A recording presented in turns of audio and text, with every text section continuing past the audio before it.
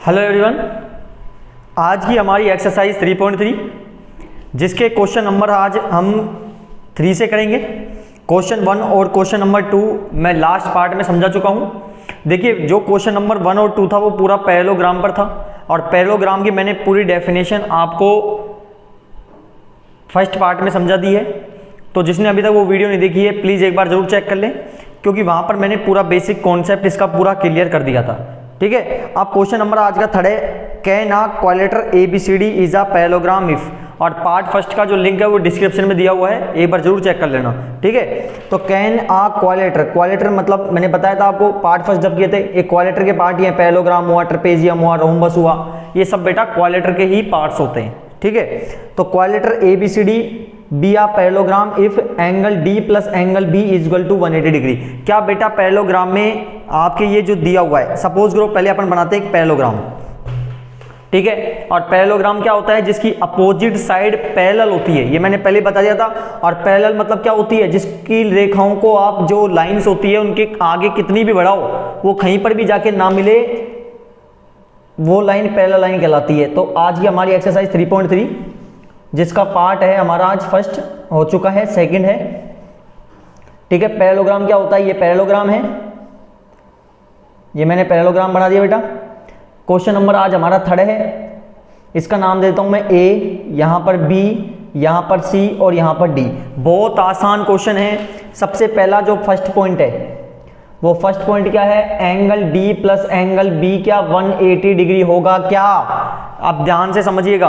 देखो बेटा, पैरेललोग्राम में क्या होता है, मैंने आपको बताया था कि एक ही लाइन पर बने जब एंगल कोई दो होते हैं, एंगल 2 होते हैं, जैसे एंगल A और एंगल B हो गया, या एंगल B या एंगल C बोल लो, या C D बोल लो, या D या A बोल लो, इन सबों का पेयर 180 डिग्री होता है। इसी को हम पैरेललोग्राम की प्रॉपर्टी से ऐड करते हैं।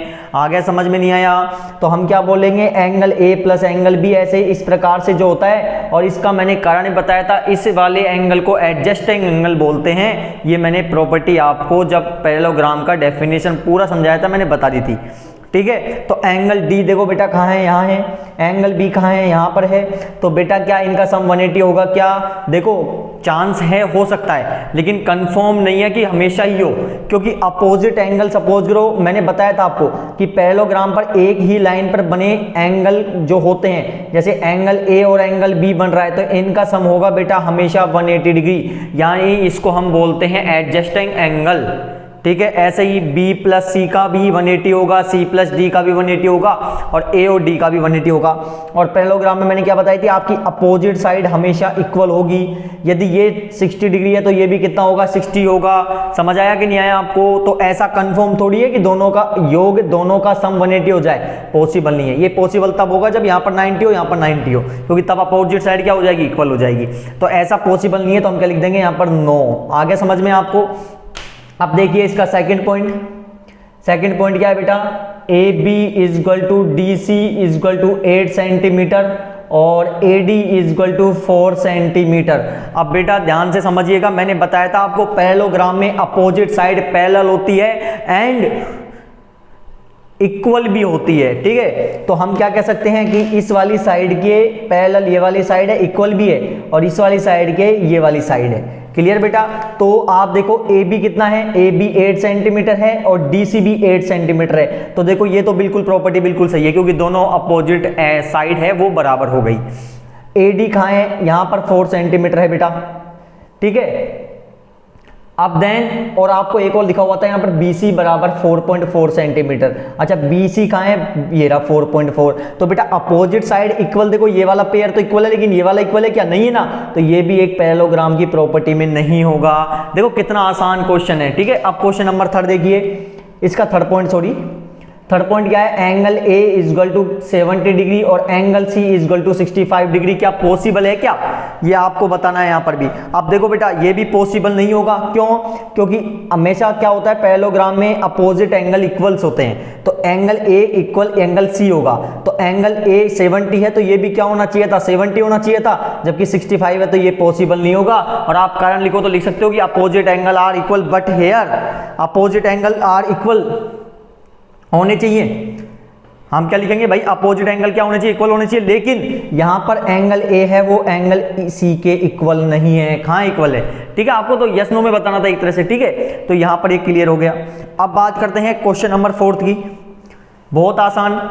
Draw a rough diagram, rough figure of a quadrilateral that is a not parallelogram but is the exactly two opposite angle of equal measure. बेटा ऐसा कोई आपको एक फिगर बताना है, ऐसा एक कोई डायग्राम बताना है, और वो भी क्वाड्रिलेटरल का पार्ट हो। क्वाड्रिलेटरल समझते हो, क्वाड्रिलेटरल मतलब होता है जो 4 लाइन सेगमेंट से बनता है, 4 लाइनों से बनी रेखा, एक बंद बिल्कुल figure, close figure, that is called quadrilateral. उसी को ही चतुर्भुज बोलते हैं हिंदी में, ठीक है। क्वाड्रिलेटरल मतलब 4 साइड, ठीक है।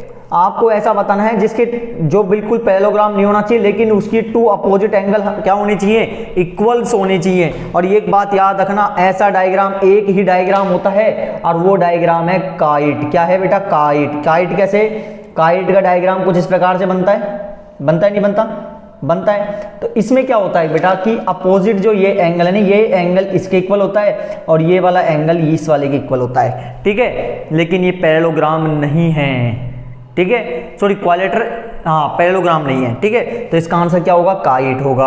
आगे समझ में नहीं आया आपको, ठीक है। अब बात करते हैं क्वेश्चन नंबर 5 की।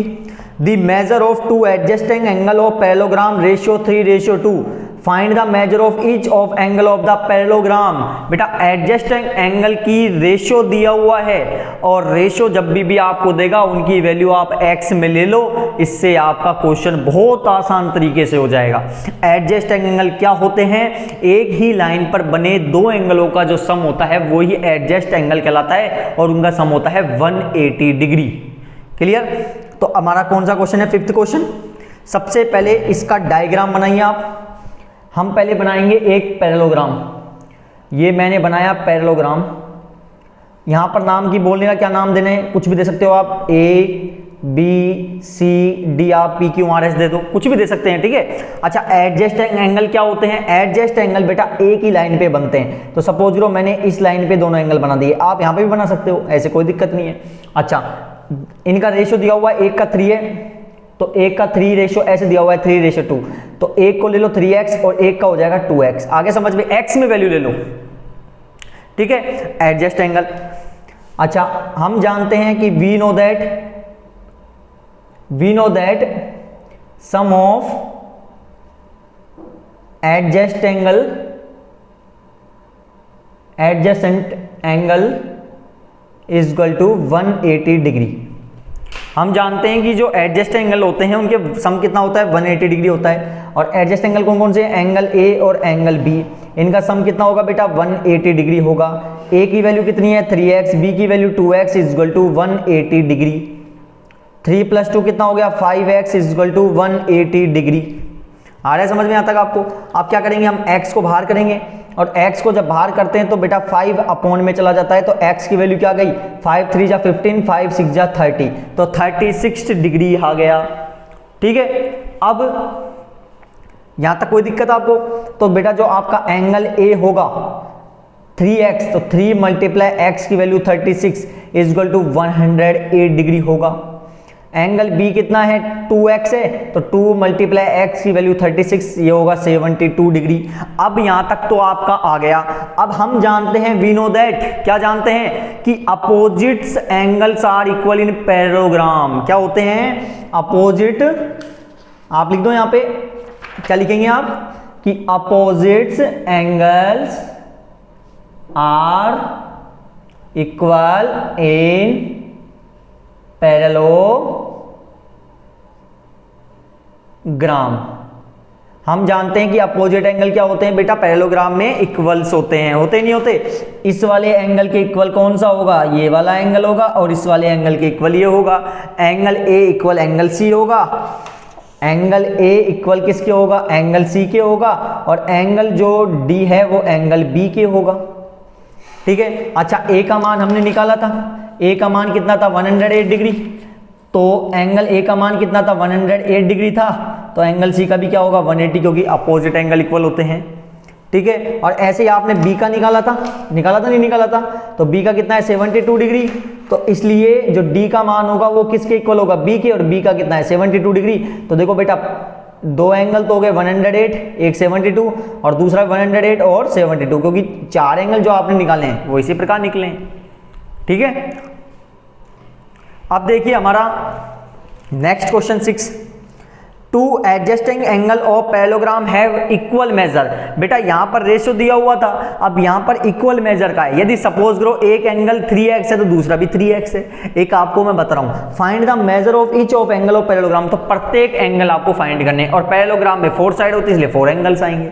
ठीक है, तो देखिए क्वेश्चन नंबर 6 क्वेश्चन बहुत आसान तरीका, और समझ आ रहा है तो प्लीज जिसने अभी तक सब्सक्राइब नहीं किया चैनल को सब्सक्राइब कर लें, बेल आइकन का बटन दबा लें, जिससे प्रत्येक आगे वाली वीडियो आप जल्दी से जल्दी देख सकें, और लास्ट में जरूर शेयर करें और लाइक करना ना भूलें। और बेटा फिर भी कोई डाउट है कमेंट में बता दीजिएगा, उस डाउट को मैं अगली वीडियो जब भी बनाऊंगा ना तो पूरा उस डाउट को सोल्व करने की कोशिश पूरी मेरी होगी। ठीक है, तो अब सबसे पहले एक बनाएंगे हम पैरेललोग्राम।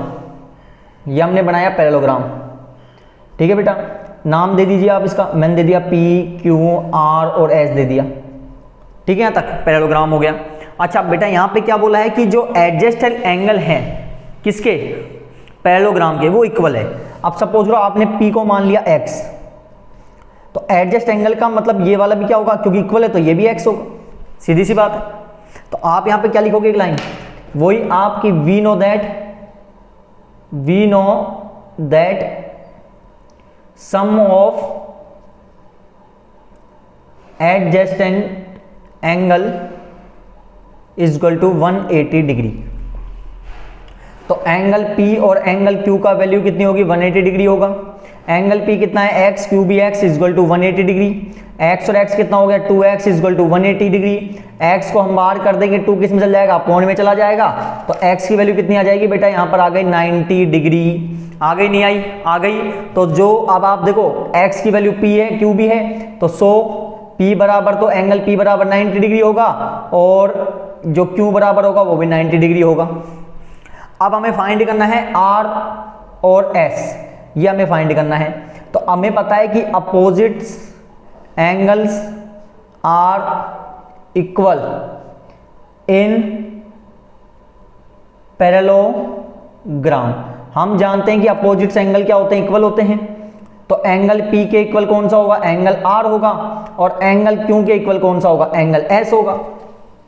ठीक है यहाँ तक। अब एंगल P के इक्वल एंगल R, तो एंगल P की वैल्यू कितनी आई थी बेटा, 90, तो R की भी कितनी हो जाएगी, 90 डिग्री हो जाएगी। और इसी प्रकार angle Q is equal to angle S, Q की वैल्यू कितनी आई थी, 90, तो S की वैल्यू भी कितनी हो जाएगी, 90। तो प्रत्येक एंगल देखो सभी 90 के हैं, तो कितने के होंगे, सभी ईच एंगल जो होंगे 90 डिग्री के होंगे। और देखो 90 डिग्री को राइट एंगल भी बोलते हैं, तो आप क्या लिख दोगे, ईच एंगल राइट एंगल, क्योंकि प्रत्येक जो एंगल होगा राइट एंगल होगा, और राइट एंगल हमेशा 90 डिग्री का होता है। तो ये आपका 6 क्वेश्चन भी सोल्व हो गया। अब देखिए 7th question, The adjacent figure of HOPE is a parallelogram. HOPE is a parallelogram. Find the angle measure x, y, z. हमें x, y और z इसकी वैल्यू फाइंड करनी है। Is that the property used to find them? और कोई आपको property जो आप यूज कर सकते हो पैरेललोग्राम की, उनके अकॉर्डिंग इस क्वेश्चन को आपको सोल्व करना है। बहुत आसान क्वेश्चन है, क्वेश्चन नंबर 7। तो देखिए जैसे आपने पैरेललोग्राम की प्रॉपर्टी समझी थी ना, बिल्कुल इसी के आधार पर चलेगा। बहुत आसान क्वेश्चन होने वाला है ये भी। क्वेश्चन नंबर कौन सा है हमारा, 7। सबसे पहले जो फिगर जो डायग्राम बन रहा है उसको हम बना लेते हैं यहाँ पर। और डायग्राम कुछ इस प्रकार से यहाँ पे,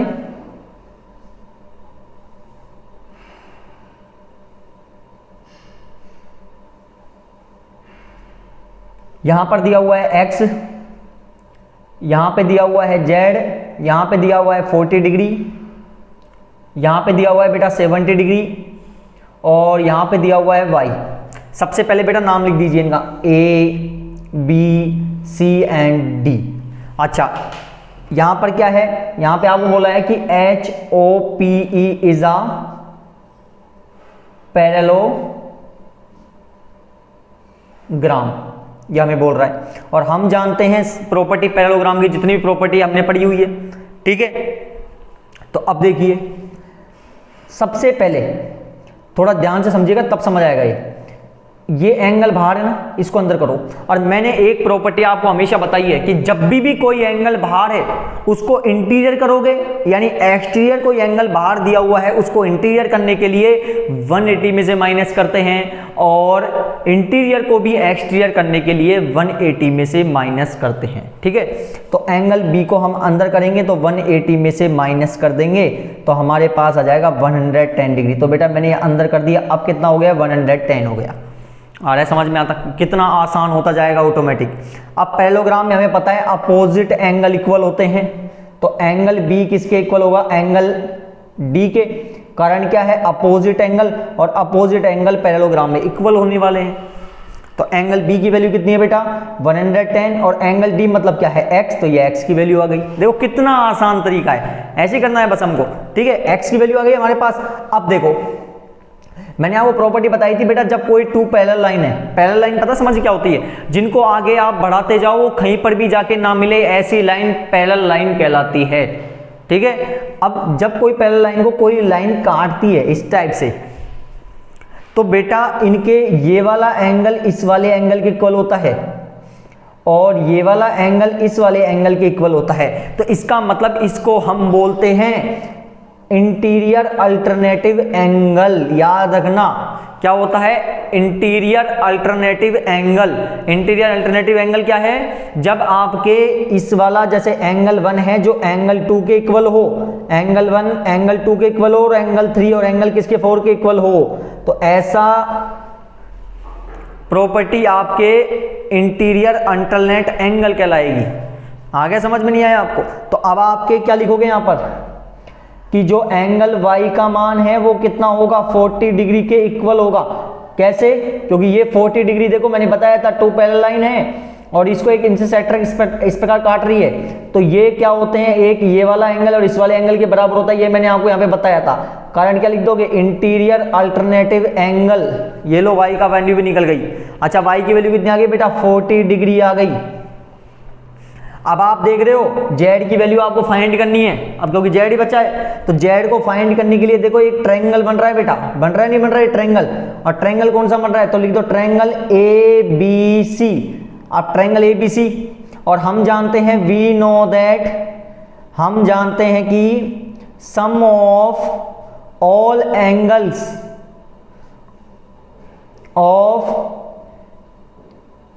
ऑल इंटीरियर एंगल्स, बेटा इंटीरियर है यहां पर, interior angles of triangle is equal to 180 degree. हम जानते हैं कि ट्रायंगल के अंदर के तीनों कोणों का, तीनों एंगलों का सम कितना होता है, 180 डिग्री होता है। ठीक है, तो एंगल ए का, एंगल बी का और एंगल सी का सम कितना होगा बेटा, 180 डिग्री होगा। ए की वैल्यू क्या है, जेड है, बी की वैल्यू 110 है, और बेटा सी की वैल्यू हमने अभी निकाली थी जो कि वाई थी, और वाई की वैल्यू कितनी है, 40 है। ठीक है, कंफ्यूज ना होना, आराम से समझना। ठीक है, तो अब इनको ऐड कर दो, तो जेड प्लस कितना हो गया, 150 degree is equal to 180 degree. बेटा एक बात और आपको मैं बता दूं, मैं ये ए है ना, ये पूरा है जेड के साथ भी और 40 के साथ भी, ऐसे ही सी है ना, ये वाली लाइन दोनों हैं। लेकिन मैं आपको बिल्कुल इस तरह से समझ रहा हूँ जिससे कंफ्यूज ना हो, क्योंकि शो करना पड़ता है ऐसे, कई बार गलत हो जाता है ये भी। ठीक है, तो जेड को यहीं रहने दो, नंबर को नंबर के पास भेज दो, किस में हो जाएगा, माइनस में हो जाएगा। तो जो जेड हो जाएगा एंगल वो कितना डिग्री हो जाएगा, 30 डिग्री हो जाएगा। तो बेटा हमें बताना क्या था, एक्स वाई जेड का मान बताना था। एक्स की वैल्यू आई थी 110, वाई की वैल्यू आई थी 40 और जेड की वैल्यू आई थी बेटा 30। तो ये हमने तीनों वैल्यू आसानी से निकाल दी। ठीक है, ये हमारा जो क्वेश्चन नंबर 7 है ये आज कंप्लीट हो गया। ठीक है, तो बेटा अब देखिए अगला जो पार्ट करेंगे हम, क्वेश्चन नंबर 8, 9 और 10 और 11, 12 इन क्वेश्चनों को करेंगे।